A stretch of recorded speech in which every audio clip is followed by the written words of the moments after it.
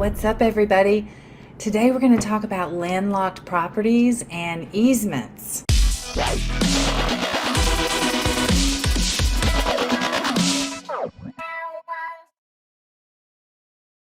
And if you have any questions, just pop them in here in the chat and I'll be happy to try to answer them for you.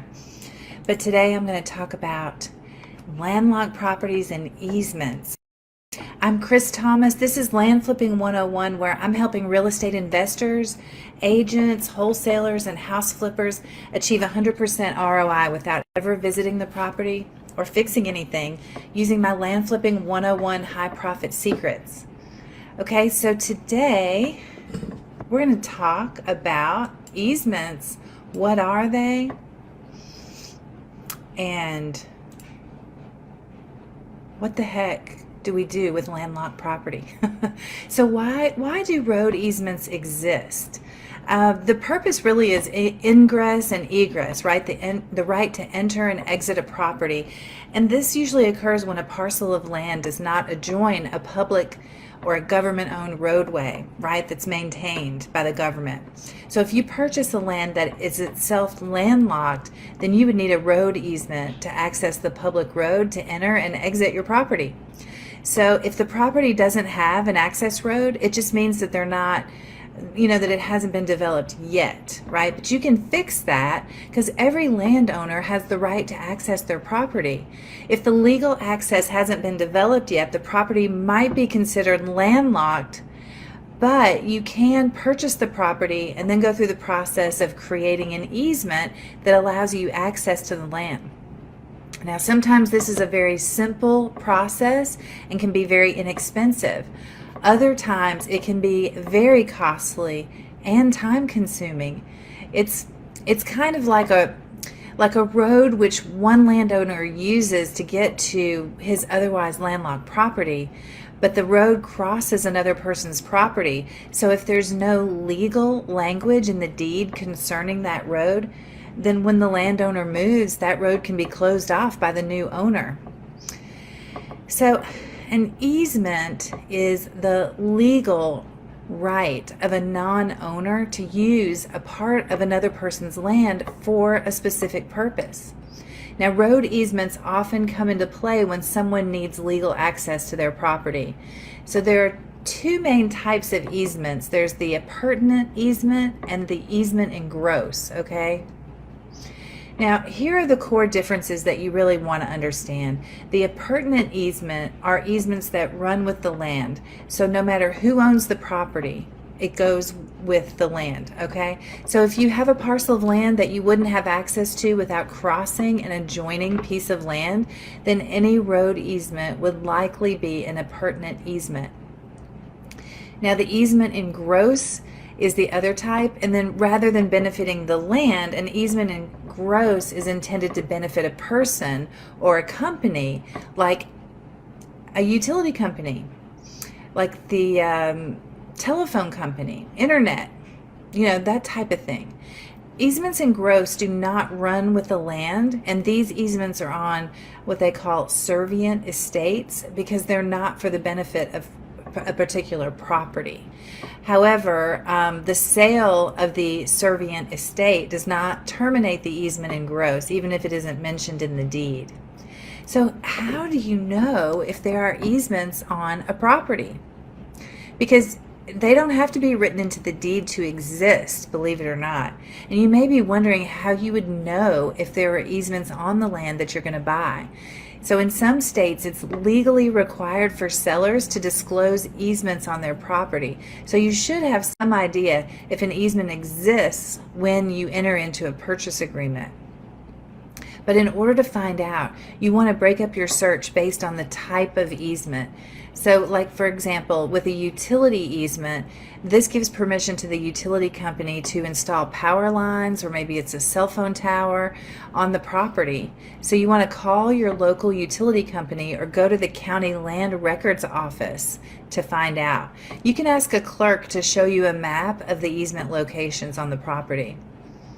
You can also get a survey of the property to show the location of any utility easements, but that's the more expensive route. Now, there's also private easements, which come in the form of like a driveway, a sewer, or maybe even solar access. So if your title contains something called a private easement, you should get copies of the actual easement documents when you purchase the property. And you'll be able to find a reference number on those documents. And the county clerk can also help you locate these in the public records, so you can obtain a copy just to keep with your deed. Another one is the easement by necessity, and this is where it can get confusing for landowners because sometimes the legal easement doesn't have to be written down to exist. If it's absolutely necessary to cross someone's land for a legitimate purpose like accessing your home, then there may be an easement by necessity. And in this case, you can interfere with you cannot interfere with your neighbor's legal rights, but if you notice this is happening, you may need to talk to a lawyer to find out what your options are. Another easement is a prescriptive easement, and now this is similar to an easement by necessity in that it allows someone to access another's land for a particular purpose, like accessing their home.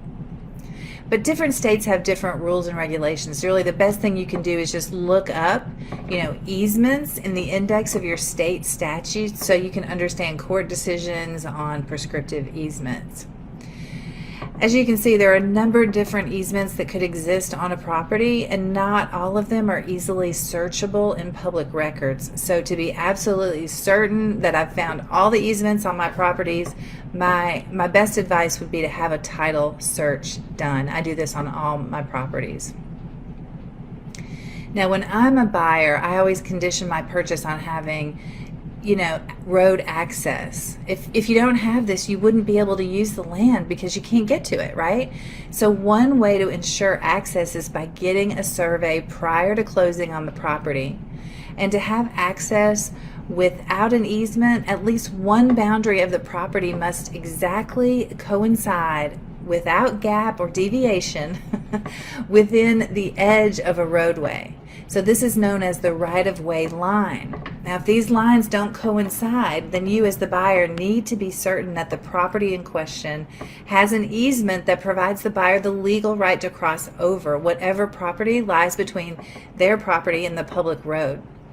You should also include the right to utility lines and pipes in addition to like the road easement, because without this, it's not only difficult to live on it, but it just loses a lot of its value.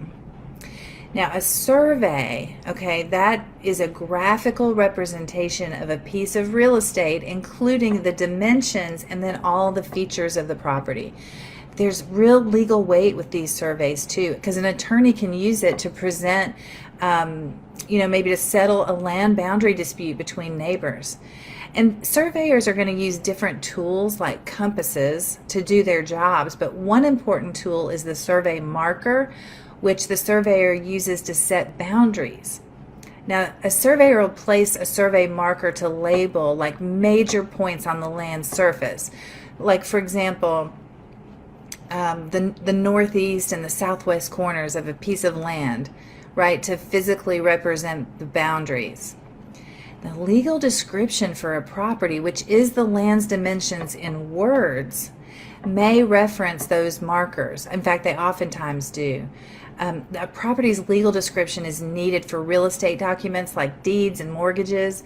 So you'll find markers in the old days or in the past, they would just use wooden stakes. Nowadays, they're using iron pins and brass discs. So surveyors are just placing these markers in the ground, and then they secure it there forever and ever when they're done, because sometimes they'll tie a ribbon, if they're out in the field, they might use that as a temporary marker, but usually they're inscribing their markers with their license number, their contact information, or whatever, an official label, because those are put there permanently. They're legal boundaries and they are not to be moved or messed with. And moving markers can create serious land disputes with the neighbors. You know what I mean? So you know how you have one neighbor who wants to put up a fence, and then the fence line would be more even and look better if they moved the marker like a few feet away? Well, you can't move markers, right? Only licensed surveyors and government officials, that are maybe resurveying the land should be the ones to remove or alter them in any way. Hi, Eric. So how do you create an easement? They're typically created in documents like a deed, or you can have a separate. I recommend you have a separate easement agreement, but also they can be outlined in subdivision declarations. So they're all recorded in land records, just like deeds and mortgages would be. So I usually use a title company that I'm working with to draw up the document. Usually they want it to be notarized with witnesses, but it can be a very simple one-page document. Usually a survey is needed to outline the boundaries. A private road is defined in different ways between states and counties, okay? But both road easements and private roads are similar in that the municipality has no right to use or regulate either without the consent of the landowner, okay? But a private road is one that goes over someone's property, privately owned property, and usually is maintaining, which was the next question. Someone asked me, who's responsible for maintaining the road easement? And it's usually the person who's using it. Okay, so if it's not a public road, it's a private road, and if it's over someone's private property, it's a private easement, and you have to maintain it if you're the easement holder. So anyway, I hope that was helpful. I see your question, Eric. Am I getting surveys done on my deals? I try not to, Eric. I try not to have to pay for that. I usually, if the title company tells me that I need a survey, I'm going to usually go back to the seller and tell them that we need a survey for them to close and how would they like to pay for it. And usually they will pay for it, or if you can negotiate with the survey company, they might agree to get paid out of the closing proceeds. Sometimes that works. And there have been times where I've gotten the seller to agree to pay for half, and then I've gotten the buyer to agree to pay for half. And so each of them think they're halving it with me, but I'm getting it paid for 100%. So that's one of my favorite little tricks.